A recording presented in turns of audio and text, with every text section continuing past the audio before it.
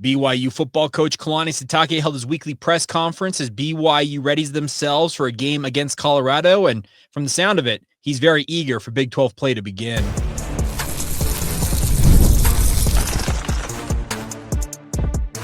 You are Locked On Cougars, your daily podcast on the BYU Cougars, part of the Locked On Podcast Network, your team every day. What's up, everybody? Welcome into Locked On Cougars, your daily podcast focused on the BYU Cougars. I'm Jake Hatch, executive producer at the KSL Sports Zone in Salt Lake City, Utah, and a 14-year credentialed media member at BYU. This is your original daily podcast focused on all things BYU, and going to try something a little different here. We did this a little bit during training camp, but Kalani Sitake addressed the media earlier today for his weekly press conference, had a lot of good thoughts about what he took away from the East Carolina win, Bear Bachmeier's performance, how the defense did overall, but more importantly, looking ahead, BYU enters a 10-week gauntlet, 9 conference games ahead of them as they kick things off Saturday night with the Colorado Buffaloes. So a whole lot of thoughts, and here you go. If you missed it, Kalani Sitake addressing the media earlier today. On to the next game. I'm really excited about the result from last week, obviously, and obviously I spoke after the game that there's things that we can improve on.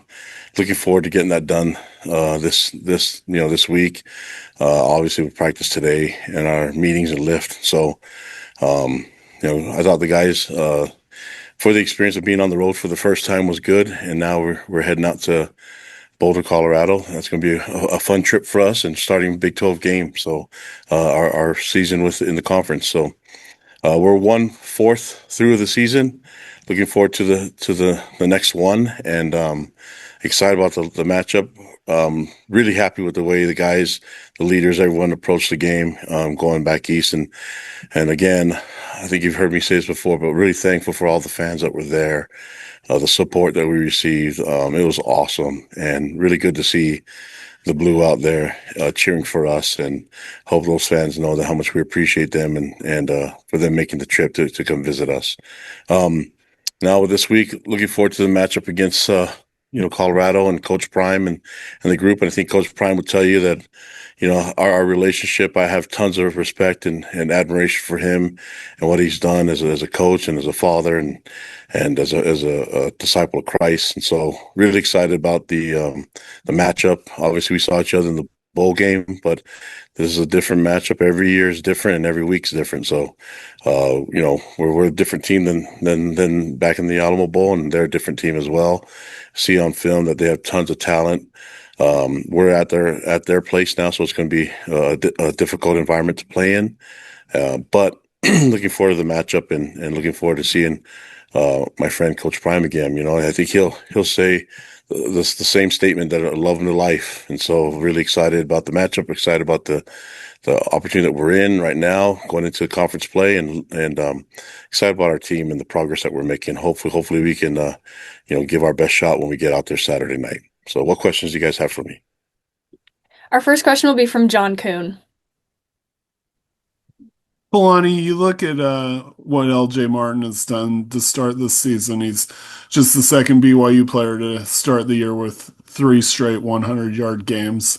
And a lot of those yards are hard-fought yards. Like, it takes multiple tacklers to bring him down at the end of a run. What, from your perspective, what has LJ done to take his game up another level this season from the already high level he was running at? Well, LJ's always been a team guy. That's the main thing. And it's never been about him and his numbers and his carries. He's going to do all the little things right, even when the ball is not in his hands. And this year, he's elevated his leadership role as a captain. That's the one thing that I think has really set him apart from everything else. That the players, they take on his personality and his leadership skills. They followed it. I mean, they see the importance that it is for him, and they follow what he does as an example. Maybe not the most outspoken guy, but he's not afraid to talk. But man, his example, if you just work as hard as he does, it will be fine. And so, and then he's not really worried about the numbers. He only cares about the team. And I think, those first 2 games he could have been out there and demanded the ball more, but I think he understands what we're trying to accomplish and understands that we need to, keep working on some depth and getting other guys a chance too. So he's a complete back, and I'm glad that he's a leader and a captain for us. All right, next question will be from Jay Drew. Yeah, two questions from me, Kalani. First, Evan Johnson, what do you recall as far as his recruitment? It seems like he's only had one offer and that was you guys, as far as a Power Four offer. But does that speak to kind of the development program that you guys have become, and just what can you tell us about getting Evan to the program? Well, I mean, in the recruiting process, the really impressed with his family, with his mom and dad, and the way they raised him. I think we could see the the potential there with the speed. I mean, he's one of the fastest guys out of California the year that he came out as a senior. So we knew he had tons of speed, and we knew he had a lot of ability and athleticism. So all we had to do was give him a chance to play in a system that was going to highlight his skills. And so as he started doing that, we've been able to see him thrive in the system that Jay has, and I think the sky's the limit for him. He is such a great player, and he's a lot of fun to be around. And so, it makes sense that he's going to make plays, and I'm glad that he took advantage of the opportunities that he had Saturday night. And then on the 12 men on the field call that erased the pick by Tanner Wall, was did the officials not let Logan have the opportunity to get off the field there? Was that called correctly after review? I don't think it was, but there's going to be a discrepancy because East Carolina subbed twice. They had a first sub earlier, and then we subbed with that, and then they had a second later sub, and then we subbed with that.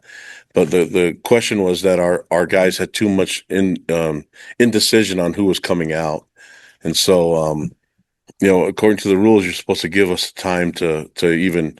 It's not like everybody has the decision to when to come out. We're actually trying to match their sub, and they didn't think we matched it fast enough. And so that was the argument that I had with the refs, is that you have to give us time to match the sub, just like they did with the first substitution. But it's okay. We just have to be more decisive when we sub people in, even though you're supposed to be given the timing to do that. But we try to do everything we can and within the rules, and if we didn't do it good enough, then that's not our fault. And I was just trying to complain to the rest because I was trying to understand the timing. How long are we supposed to know?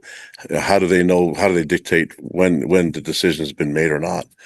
And so that's okay. It's a good learning experience for all of us. It just happens to take away a turnover from Tanner when he made such a great play. And so, uh, if they would have gained 20 yards, I probably would have been not as upset. So there's a human part in that too with me. So I mean, because we didn't get the play, it's okay. I just got to do a better job making sure the guys understand to make more clear decisions on who's on and off and who's supposed to be in there when we do our substitutions. Next question from Jake Hatch.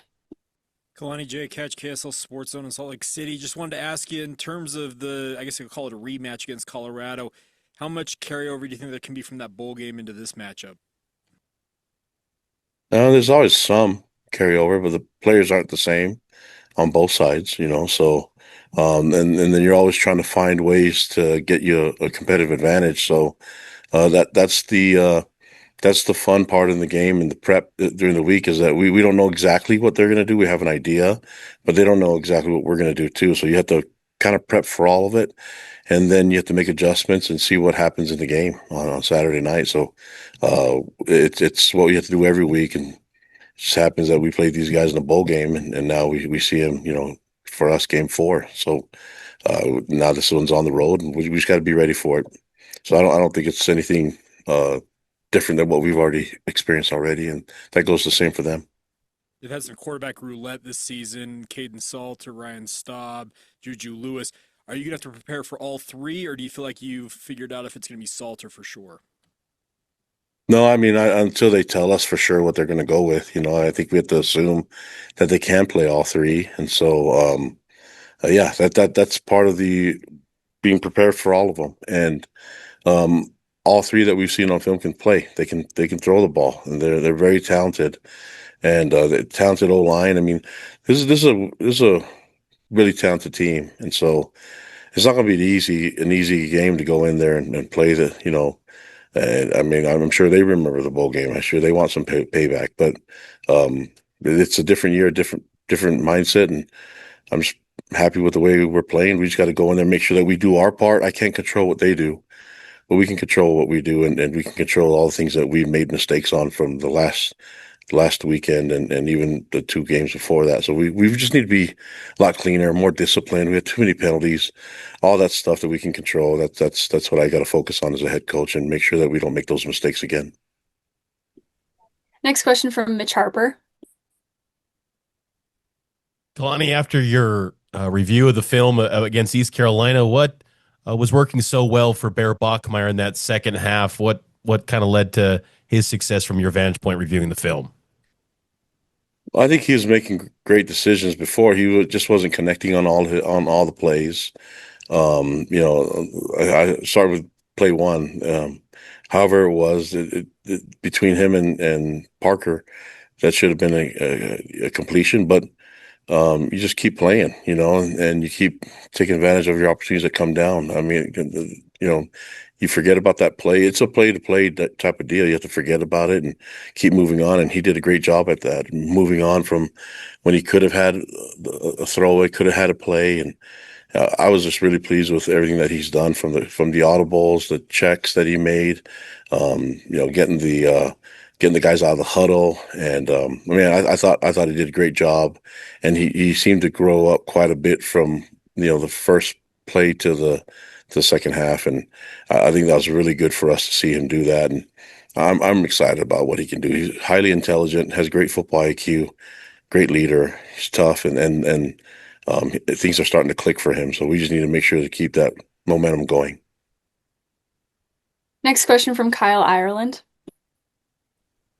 Kalani, your first 2 years as a Big 12 conference member were impacted by conference realignment, with you guys obviously coming into the league, teams leaving after that first season, and then new programs coming in last year. What does it do for your coaching staff as far as your preparation this year to be able to have some stability as far as the membership is concerned? You guys are seeing, teams in multiple seasons consecutively now.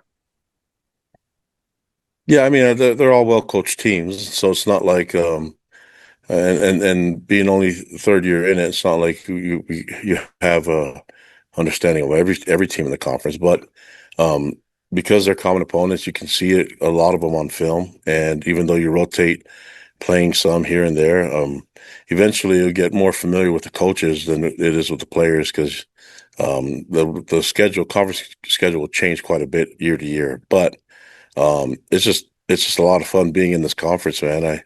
I enjoy it. I enjoy the coaches that are in it, the places that we play at, and the opponents that come to our home here in Provo and Lavelle Edwards Stadium. And so it feels really good when we went from an independent team to now being part of an amazing conference.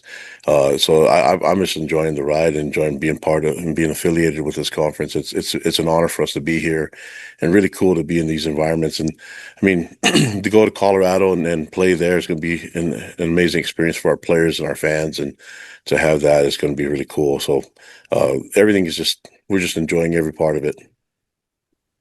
Next question from Sean Walker.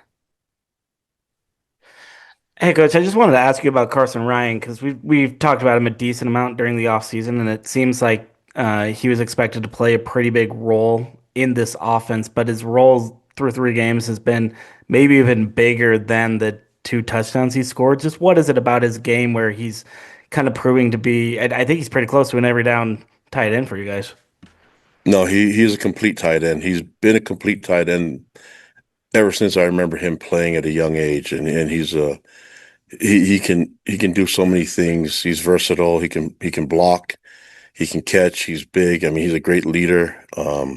He's bought into whatever we ask him to do, and I don't think anybody works harder than he does in practice. He sweats more than anyone I know, and that usually means he's working really hard. And then he has an amazing mustache game. So when you combine all those things, I mean, it just makes sense that you should be a great tight end to BYU.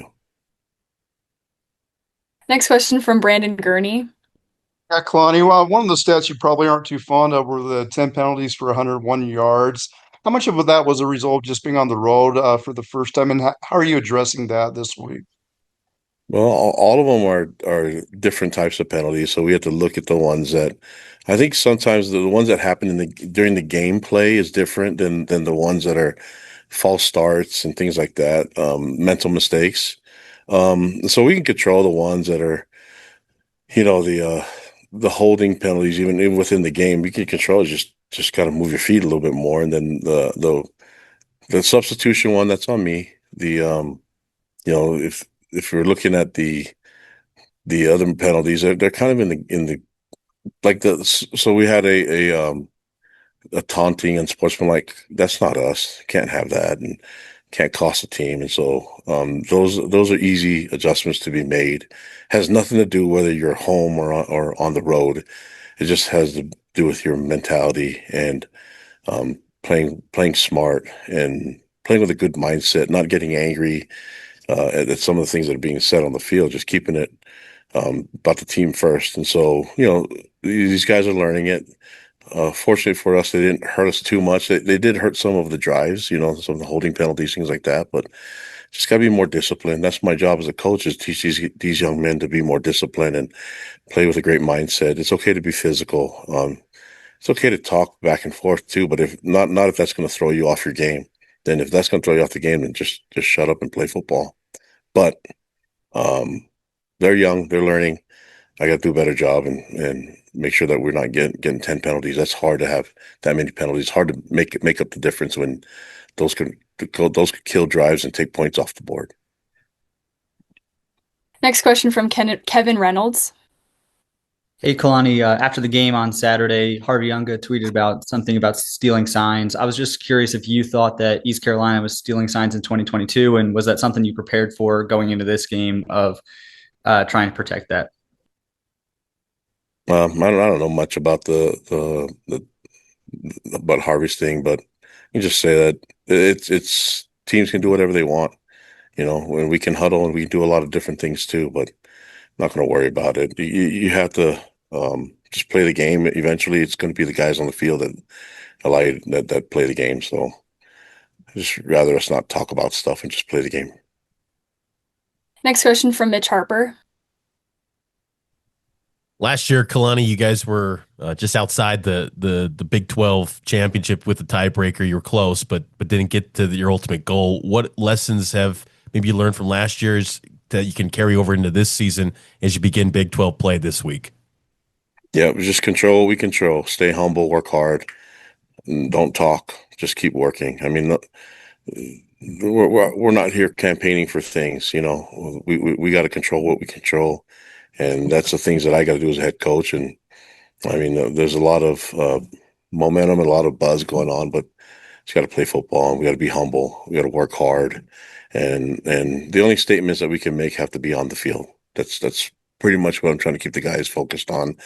Last year, all that stuff, it doesn't really matter. Let's focus on this week and let's get better. Let's get better from last week to this week and see what happens on Saturday night. Our last question will be from Jake Hatch. Yeah, Kalani, you talked about your relationship with Coach Prime and how you guys have struck up this relationship. How did that come about, I guess, originally? Well, I'm a big Deion Sanders fan. That's how it came about, and seeing the way he played football and all the things that he did and then a lot of people that I knew that kind of crossed paths with him. Tom Homo, Brian Mitchell was a great teammate of his. It said all these wonderful things about him, and so being a fan and then being able to meet him and talk with him, and it's not just him; it's his staff. They have some amazing people on that staff and amazing young men on that team, and so just being around them all, for that time that we were at the bowl game just confirmed that there's a lot of really good people there and highly competitive people. They want to win. But when you get to know I think we get to know all the competitive parts of an opponent. It's sometimes nice to get to know the human element and see that they're loving people too, but when it gets time to play the game, I know that they'll be really competitive, and so will we. But there's some of the things I learned from Lavelle is to definitely respect your opponent and always try to find ways to connect with people. And so I'm trying to do that, and I'm really thankful for the relationship that I have with a lot of coaches, and all the coaches in this conference. And I'm excited about the relationship that I have with Deion and what he's been able to do. Coach Prime's done a great job as a leader, and so I'm always trying to connect with people. If anything, the head coaches at other programs know what I'm going through, so there's a lot of common ground there. And when we are able to talk, before the game and even after the game, I just hope that they know how much I appreciate and respect them. There you have it, Kalani Sitake, and I think that he is a guy that is very eager to see how his Cougars perform because, let's be honest, the first 3 games for BYU, they weren't the stiffest competition. I think ECU, speaking of the East Carolina Pirates, by far the best team BYU's played to this point. Now, what will Colorado look like? Well, you heard him talk about his relationship with Deion Sanders. There will be payback on the mind of the Buffs, but BYU can't pay any mind to that themselves. They got to go out there and reassert their dominance, their authority, and really show the Big 12 what they're made of. BYU's nationally ranked, and they're not eager to lose that national ranking very quickly, but if they lose in Boulder, that absolutely could fritter away in a hot minute. But big thank you to Kalani Sitake. Big thank you to BYU for allowing us to use the audio and video of his press conference. But we'll also have a special edition coming out very shortly with the BYU player audio. Thoughts from Carson Ryan, Tanner Wall, and Logan Latui as they also look back at East Carolina, but also look ahead to the Colorado matchup on Saturday. We'll have that for you guys in a matter of minutes, quite literally, if you're watching and or listening to this. But as always, thank you for making Locked On Cougars your first listen of the day. And once again, as always, thank you for being an everydayer right here on the Locked On Cougars podcast.